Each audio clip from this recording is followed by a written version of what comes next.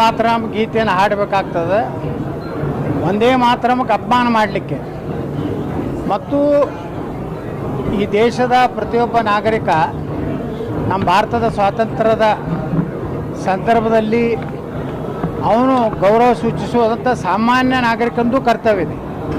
ಒಬ್ಬ ಕರ್ನಾಟಕ ವಿಧಾನಸಭೆಯ ಶಾಸಕನಾಗಿ ಸಚಿವನಾಗಿ ಭಾರತದ ಸಂವಿಧಾನದ ಅಡಿಯಲ್ಲಿ ಕೆಲಸ ಮಾಡುವಂಥ ಒಬ್ಬ ಸಚಿವ ಇವತ್ತು ತಕ್ಷಣ ನನಗೆ ನಾನು ಧ್ವಜಾರೋಹಣ ಮಾಡುವುದಿಲ್ಲ, ನಾನು ಒಂದೇ ಮಾತ್ರ ಹಾಡುವುದಿಲ್ಲ ಅನ್ನೋಂಥ ಉದ್ದೇಶದಿಂದ ಒಬ್ಬ ಮತಾಂಧ ವ್ಯಕ್ತಿ ಅನ್ನೋಂಥದ್ದು ಪ್ರೂವ್ ಆಗಿದೆ. ಅದಕ್ಕೆ ಡಿ ಕೆ ಶಿವಕುಮಾರ್ ಅವ್ರಿಗೆ ಏನಾದರೂ ಈ ದೇಶದ ಸಂವಿಧಾನ ಮತ್ತು ಈ ದೇಶದ ರಾಷ್ಟ್ರಧ್ವಜ ರಾಷ್ಟ್ರಗೀತೆ ಬಗ್ಗೆ ಗೌರವ ಇದ್ದರೆ ತಕ್ಷಣ ಸಚಿವ ಸಂಪುಟದಿಂದ ವಜಾ ಮಾಡಬೇಕು. ಯಾಕಂದರೆ ಇದು ಕೆಟ್ಟ ಚಾಳಿ ಬೆಳೀತದೆ. ಯಾಕಂದರೆ ಅವರು ಲೋಕಸಭೆಯಲ್ಲಿ ಸಹ ಕೆಲವೊಂದು ಮಂದಿ ನಾವು ಒಂದೇ ಮಾತ್ರ ಹಾಡೋದಿಲ್ಲ ತಾರೆ. ಮತ್ತು ಯಾರು ಒಂದೇ ಮಾತ್ರ ಹಾಡೋದಿಲ್ಲ, ಯಾರು ರಾಷ್ಟ್ರಕ್ಕೆ ಧ್ವಜಕ್ಕೆ ಗೌರವ ಕೊಡೋದಿಲ್ಲ, ಅವ್ರನ್ನ ಅವರ ಶಾಸಕ ಸ್ಥಾನ ಮಂತ್ರಿ ಸ್ಥಾನದಿಂದ ವಜಾ ಮಾಡಬೇಕು. ಸಂವಿಧಾನದಲ್ಲಿ ಒಂದು ಬದಲಾವಣೆ ತರಬೇಕು. ಡಾಕ್ಟರ್ ಬಾಬಾ ಸಾಹೇಬ್ ಅಂಬೇಡ್ಕರ್ ಅವರು ಬರೆದಂಥ ಸಂವಿಧಾನದಲ್ಲಿ ಅಪಮಾನ ಮಾಡಿದ್ರೆ ಅವರ ಶಾಸಕ ಸ್ಥಾನ ಮತ್ತು ಜೀವಾವಧಿಯವರೆಗೆ ಯಾವುದೇ ಚುನಾವಣೆಗೆ ಸ್ಪರ್ಧೆ ಮಾಡದಂಥ ಒಂದು ಸಂವಿಧಾನ ತಿದ್ದುಪಡಿ ಅವಶ್ಯ ಇದೆ ಈ ಜಮೀರ್ ಅಹಮದ್ ಖಾನ್ ಪ್ರಕರಣದಿಂದ ಅಂತ ಅನ್ನಿಸ್ತದೆ.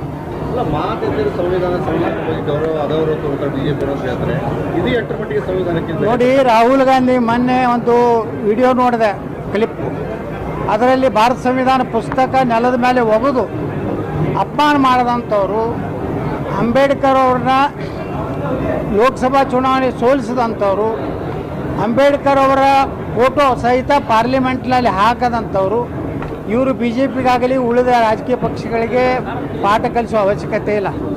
ಸಂವಿಧಾನ ನಿಜವಾಗಿಯೂ ಪೂರ್ಣ ಪ್ರಮಾಣದ ಈ ದೇಶದಲ್ಲಿ ಎಲ್ಲ ರಾಜ್ಯದ ಭಾರತದ ಕಟ್ಟ ಕಡೆ ಸೀಮೆಯವರೆಗೆ ಏನಾದರೂ ಸಂವಿಧಾನ ಇವತ್ತು ಜಾರಿಯಾಗಿದ್ದರೆ ಅದು ನರೇಂದ್ರ ಮೋದಿಯವರಿಂದ. ಯಾಕೆಂದರೆ ಜಮ್ಮು ಕಾಶ್ಮೀರದಲ್ಲಿ ಭಾರತ ಸಂವಿಧಾನ ಇರಲಿಲ್ಲ. ಅಲ್ಲಿ ಆರ್ಟಿಕಲ್ 370 ಪ್ರಕಾರ ಭಾರತದ ಸಂವಿಧಾನದ ಯಾವುದೇ ಕಾನೂನುಗಳು ಅಲ್ಲಿ ಜಾರಿ ಮಾಡಲಿಕ್ಕೆ ಪಾರ್ಲಿಮೆಂಟಿಗೆ ಅವಕಾಶ ಇರಲಿಲ್ಲ. ಮತ್ತು ರಿಸರ್ವೇಷನ್ ಇರಲಿಲ್ಲ ಜಮ್ಮು ಕಾಶ್ಮೀರದಲ್ಲಿ.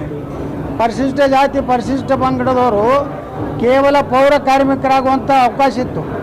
ಈ ಆರ್ಟಿಕಲ್ 370 ತೆಗೆದ ಮೇಲೆ ಇವತ್ತು ನಮ್ಮ ಪರಿಶಿಷ್ಟ ಜಾತಿ ಪರಿಶಿಷ್ಟ ಜನಾಂಗದವರು MLA ಆಗ್ಬೋದು, MP ಆಗ್ಬೋದು, ಗ್ರಾಮ ಪಂಚಾಯತಿ ಆಗ್ಬೋದು, ಮುನ್ಸಿಪಾಲ್ಟಿ ಮೆಂಬರ್ ಅಧ್ಯಕ್ಷ ಆಗ್ಬೋದು, ಎಲ್ಲ ವರ್ಗ ಶ್ರೇಣಿಯ ಪ್ರಥಮ ದರ್ಜೆಯ ಅಧಿಕಾರಿ ವರ್ಗದವರೆಗೂ ಸಹ ಮೀಸಲಾತಿ ಯಾರಾದರೂ ಕೊಟ್ಟಿದ್ದರೆ, ಬಾಬಾ ಸಾಹೇಬ್ ಅಂಬೇಡ್ಕರ್ ಅವರ ಸಂವಿಧಾನ ಯಾರಾದರೂ ಇಡೀ ದೇಶಕ್ಕೆ ಜಾರಿ ಮಾಡಿದರೆ ಅದು ನರೇಂದ್ರ ಮೋದಿ. ಕಾಂಗ್ರೆಸ್ಸು ಯಾವಾಗಲೂ 370ರ ಪರವಾಗಿತ್ತು. ಅದು ಎಂದೂ ಭಾರತ ಸಂವಿಧಾನವನ್ನು ಕಾಶ್ಮೀರದಲ್ಲಿ ನಡೀಲಿಕ್ಕೇ ಕೊಟ್ಟಿರಲಿಲ್ಲ.